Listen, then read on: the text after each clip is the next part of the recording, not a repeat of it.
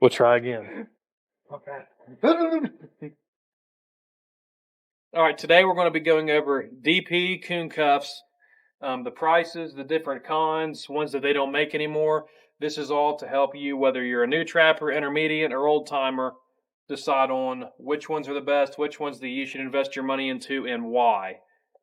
Today we've got the Duke DP, we've got the FB1 Freedom Brand DP. That's, well, what is this one? Z-Trap. The Z-Trap DP, the Sterling Grizz, and then we've got Coon daggers. Two of these traps are push-pull trigger. Two of them are push-pull trigger. Three of them are a pull trigger, which, depending on how you feel about that, that could be a pretty big influence on which ones that you want. We're going to start out with the Duke DP. It's classic. It's the one that I have by far the most of. Between me and Dad, we probably have between 200 and 250 of them. They're cheap. How much do the Duke DPs cost? They're around $13 a piece. Which, and if you buy a dozen of them, that's $130. That's $130 a dozen. That, and you usually get them a little bit better priced, I think. Most places they do. Yeah. And I'm going to let Adam talk about this. We do not have one of these here yet, but he's going to buy one soon. Tell him about the No BS DPs. They basically are, they look like a Duke to me, but when you buy them, they come with a chained wolf fang anchor. So, I don't know, if you don't like those on there, you can take them off and put them on your other traps, your kayak traps or whatever else. I mean, that's just really good added value. Yeah. And you said that the chains and everything, they're dipped and everything? Everything's sprayed just like their other traps are. They got that black coating on them, and they look good. Yeah, so I mean, it's like we talked about in our other videos. That's a trap you just get right out of the box and you can use it. Yep, it's just like an MB550. Other than your oil on your traps, like no BS, there's no oil on them or nothing. You can take them out there, you dip them in your wax or whatever you want to dip them in, and you're ready to go. You don't have to worry about changing the collar. They're already black, and they stay on there for a couple years. Yeah, so I mean, that's really hard to beat. And like I said, we don't have one today. We're in the process of getting one. Also, if you've watched our beaver trapping video, that will have came out by the time that you've seen this. We are in the process of getting the Duke 850. So we're going to do a separate video on that. We're going to give our opinion on that. Of course, they make those for wolf. They make a wolf edition and a beaver edition. The one we're going to be going over is for beaver, but we'll give you our opinion on that as soon as possible.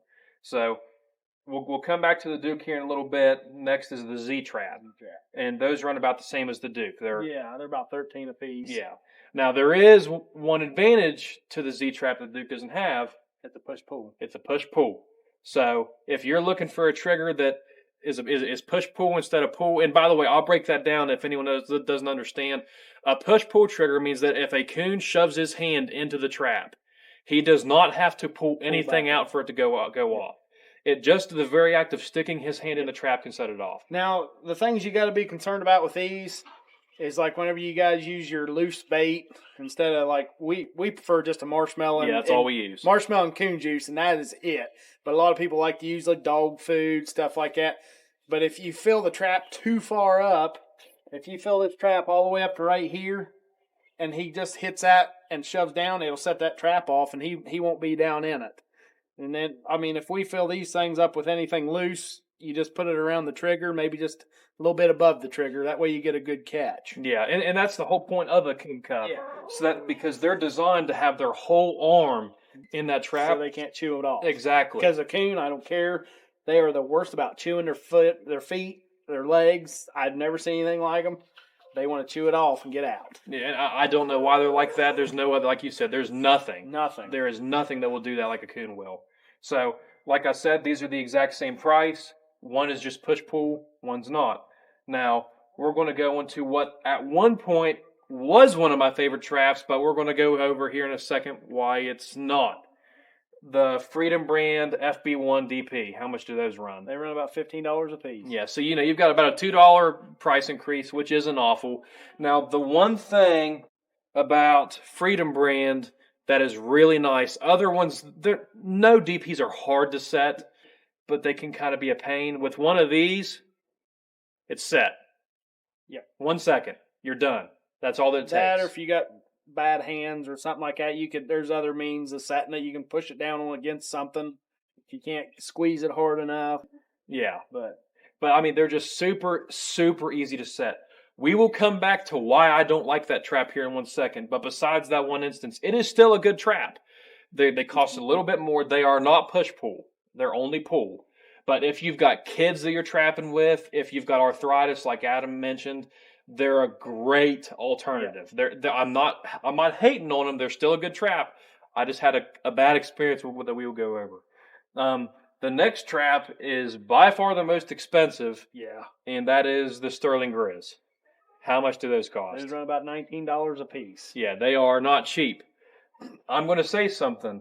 Ever since I was a little kid, the first two DPs that me and my dad started running are Dukes and Sterling Grizz. Sterling Grizz traps are fine. There is nothing wrong with them. Besides the anchoring system. And they're a little overpriced. Yeah, you're paying for a Duke that's not as good for about double the price. Yeah. They're not that great. They're a fine coon cuff, but I don't think they're worth the money. My main gripe with these traps is this anchoring system. It's not just a piece of metal like every other trap. They're a little bit harder to shove in and stuff like that. So if you see, this one is the Duke.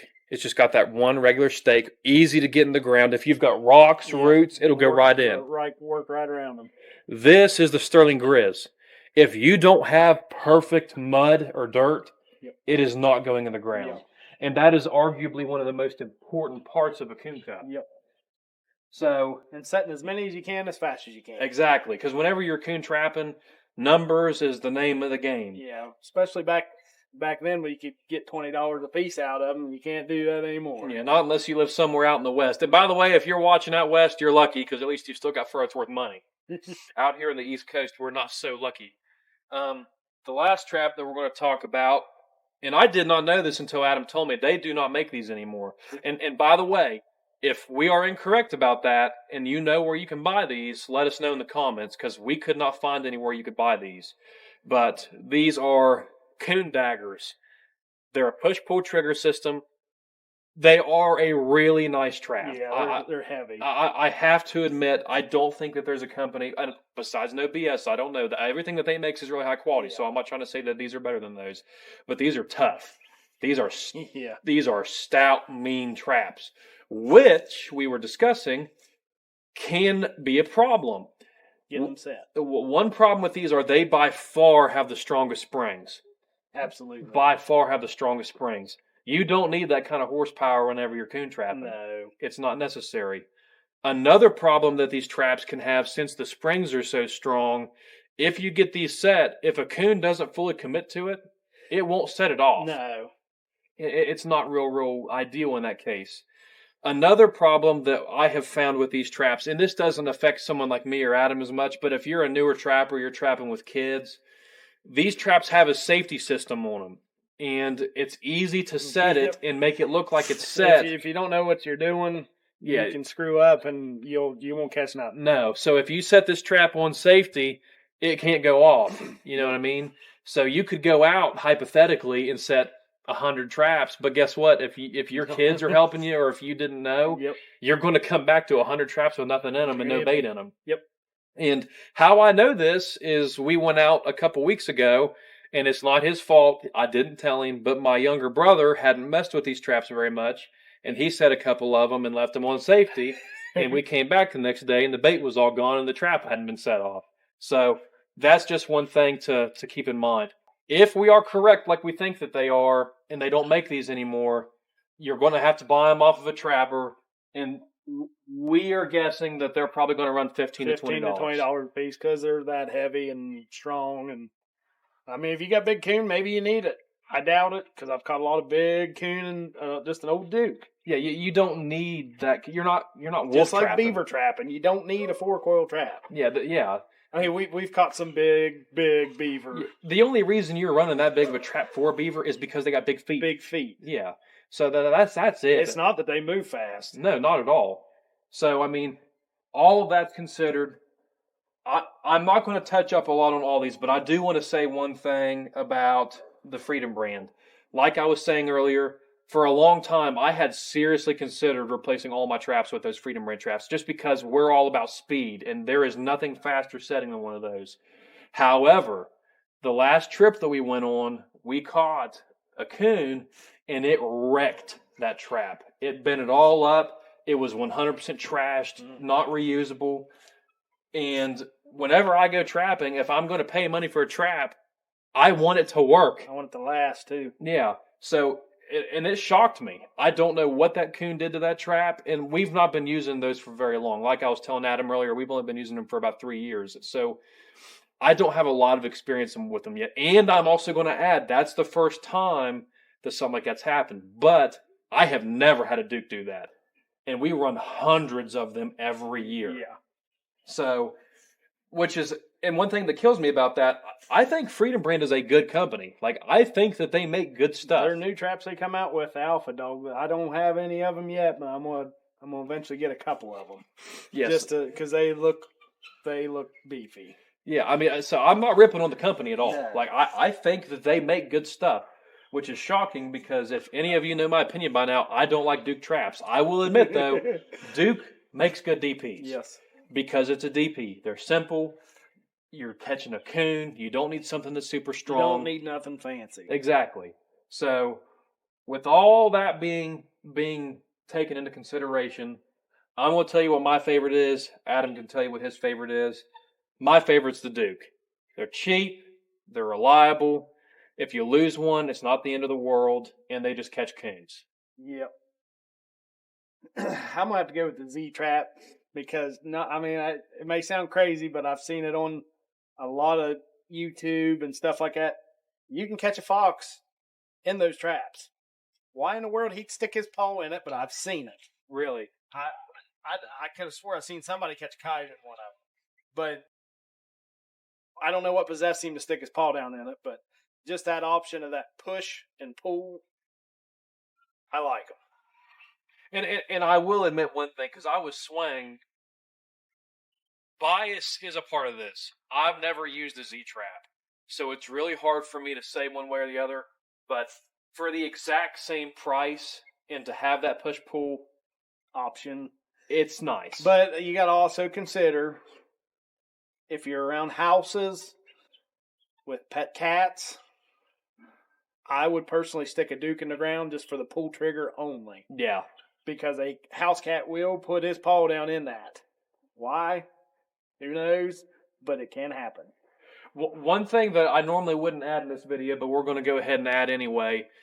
The reason that we use marshmallows instead of dog food and cat food or corn, and I cannot take credit for this. This is something that my dad and our buddy Darren came up with a long time ago. The main reason that we use a regular, and this is important, you can't use the mini marshmallows. It needs to be a regular marshmallow. The reason that you use a regular marshmallow, they fit perfectly inside of a DP. Underneath. The only way that marshmallow is coming out is if that coon sets that trap off. Yep. He's not getting it around the trap or around the trigger. The coon can't take that trap and dump it to get it out. I've got a question for you on that. What's that? When you put a marshmallow underneath that and you catch a coon in it, why is there no marshmallow underneath of it? They're greedy, dude. Every time. I don't know if they sit there where they got their paw off to the side, if they sit and lick it down out of there, but that marshmallow is gone every time. Freaking time. I've never still had a marshmallow in a trap. And I will tell you, this does work. If you don't have marshmallows and you got a little bit of polyfill, it's for sight, but you use a coon juice, it'll draw them over there, and then they see that little piece of polyfill down in there shoved underneath that trigger, it will work. I've never tried that before, but it's white just like a marshmallow, so I don't know. It works. And it ought to absorb good because it's like that fibrous stuff. It works great. And going into the absorption, that's another advantage to a marshmallow. They're porous. So whereas with a lot of times you go trapping, you need to relure every day.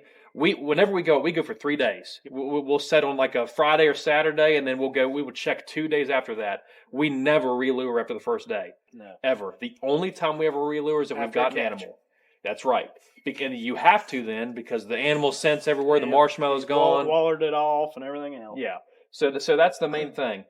I'm not going to sit here and tell you you have to use coon juice. No. It's obvious you don't have to use coon juice. But I will say it'll draw them from a long ways away. That's the deal. That's something that my dad came up with a long time ago. That is it. That is all that we use. Yes, you can use other things, but it's what we use. That's right, and it catches a lot of fur. Yeah, that's exactly right. I mean, there's companies all over the United States now that make DP based coon lure, which we're going to go over in our upcoming lure episodes that we're getting ready to do.